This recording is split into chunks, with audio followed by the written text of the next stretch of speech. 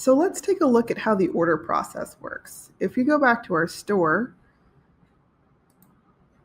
we'll see that we have the option to go to our bag, and we don't have anything in our cart right now. So I'm going to go ahead and pick a few items to add to our cart, and we'll take a look at what that looks like on the checkout page.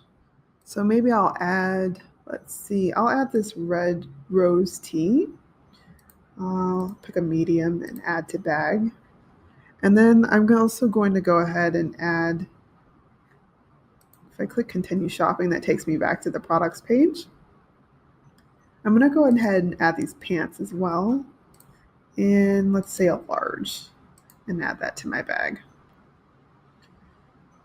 So let's come to checkout. And this is what our checkout page looks like right now. So this is where the customer would input their email, and they have the option to keep updated on exclusive news and offers and their shipping address. And then obviously after this page, you would get to the payment methods. So I want to bring your attention to a couple things on this page. You'll see right now, our logo isn't on our checkout page, and there's no opportunity to give our customers a discount. I want that information to be displayed in our checkout page. So I'm going to go ahead and set a couple of those things up. So we're back in the admin area, and I want to make some changes to our checkout page. Let's see what our checkout page looks like right now. So here's our checkout page with our logo that's not updated, and there's no discount. So I'm going to come back to admin, and then I'm going to go into the settings. Then I'll come here to checkout, and I'm going to click on customize checkout. So here we are in the checkout page with an example of what it would look like for our customer. And then I'm going to click in open checkout settings, and I'm going to add our logo in here.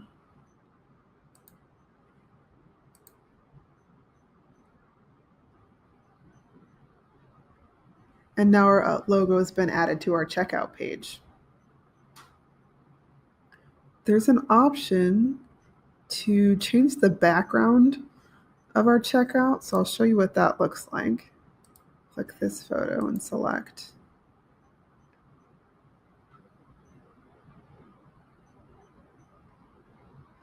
Really, this isn't something you want to the banner background, so I'm going to go ahead and remove. You can also add a background to our main content area. I'll select an image and show you what that looks like as well.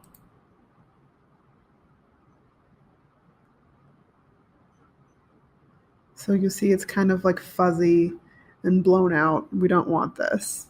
I'm going to go ahead and remove it.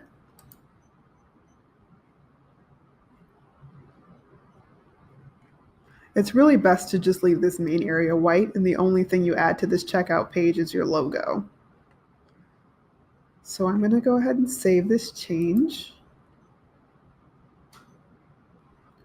And then I'm going to go back to the admin area. So maybe we want customers to have the option to have a discount in their store. If I come up here to discounts, I can create a discount for a customer. So let's say our discount code is summer. Actually, let's do a winter clearance. So our code is called winter clearance, and we'll say that you get a discount value of 30% off your entire order. There's no minimum requirement, but if I wanted to, you could make a minimum purchase amount of, let's say, $20 for this coupon to apply. And then you have the option, should this discount code to be available for everyone, or a specific group of customers, or just specific customers in general. I'm going to do this as everyone. And then we'll let this code be used once per customer and save that discount. So let's take a view at our checkout page again. So now you see that our logo has been updated, and there's the opportunity for a customer to apply a discount code. I'm going to go ahead and make an order in my store, and I'll show you what that looks like on the orders page. So here you'll see I've got an order on my orders page. And let's go ahead and take a look at what this order looks like. You'll see right now that this order is currently unfulfilled. So as soon as you add items, you can mark this order as fulfilled. You'll see that the order was paid by customer, and then you can refund the customer if you need to. There's also a timeline of events. So when you go ahead and do something like mark your order as fulfilled, fulfill items, you'll see that I've fulfilled these items on this list. So some of this information, a customer can add notes to their order if they want. We don't have customer information because technically the customer was me, contact, email, also me, but all of that information would be here if they'd filled it out. Right now there's no conversion orders for this summary. And then there's also a fraud analysis. So Shopify will take into account how many payment attempts a customer has used, or if it's just like a scam or spammer using your checkout. You can add tags to this if you wanted to, but there's no need. So let's say that I want to refund this order to myself. I'll click on refund, and I can select which items I want to refund. Let's do both. And you'll see that Shopify will refund the full amount to that customer. And I'll click on refund. And now the refund was successfully created, so you'll see that here. And we'll go back to our orders page. So technically, if a customer called in, you could also just create an order manually. So I'll show you how to do that. I'm going to click on create order. And you see that I need to add a credit card gateway to the store. I haven't done that yet. But I'm going to go ahead and search some products. Let's see, let's add a jacket to this order. Customer saw our star jacket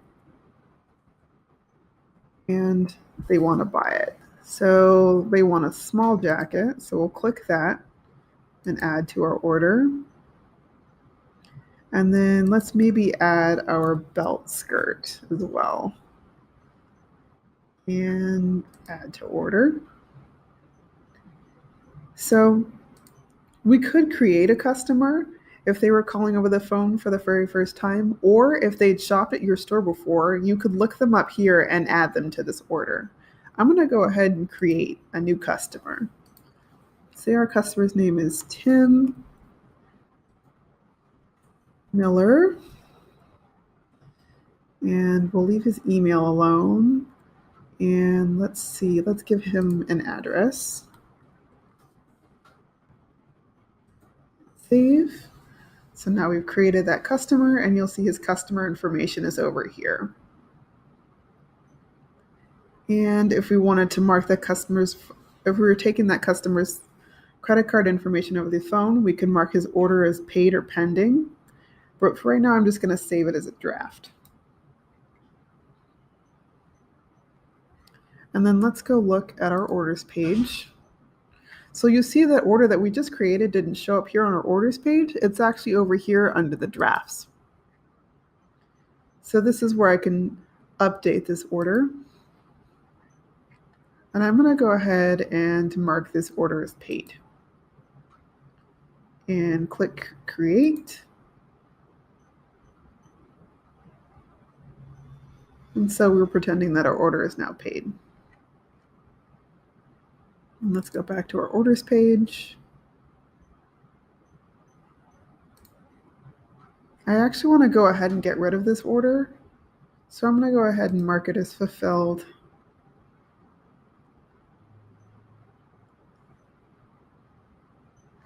And fulfill these items.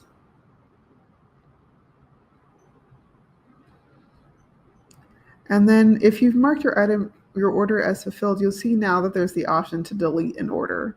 I'm going to go ahead and delete this one. And delete. Also, make sure that when you're deleting that you actually want to do this, because you can't reverse this. So click delete. And you'll see that that order was removed from our menu. I went ahead and made a dummy abandoned checkout. And what an abandoned checkout is when your customer comes to your online store and they get to this checkout page, they might have gone ahead and filled out their information, put in their email, but then they didn't make the checkout. They didn't bother to go through with the purchase. So when you go into abandoned checkouts, you'll see that you get a notice that they've done it. And then you can click here and you can automatically send that customer a recovery email. You'll see that I'm going to send a reminder email at Friday at 12:30 a.m. This is about 10 hours after the customer is ordered. So let me show you where you can change this information. So if I go to settings, I come to checkout and scroll down till we get to abandoned checkouts. You can see this is where you set your abandoned checkout emails. So right now I have it set to send to anyone who abandons their checkout, or you can just send it to email subscribers. I'd recommend to go ahead and set this to send to anyone. Basically, after you've captured their email address, you can get in contact with them about an order that they didn't place. And then there are different options for how long after they've abandoned their cart to send a reminder email to come back and purchase. You can do 1 hour, 6 hours, 10 hours, which is what Shopify recommends, or 24 hours. I'm going to leave it at the recommended 10 hours. If I wanted to update that checkout email, I could come here to customize email as well. And you'll see this is all the HTML that's in this code. And I'm going to go ahead and leave this alone. We can preview it and see what it looks like. And this is what a preview of that checkout email looks like. And I'll click close. And so that's it for the order section.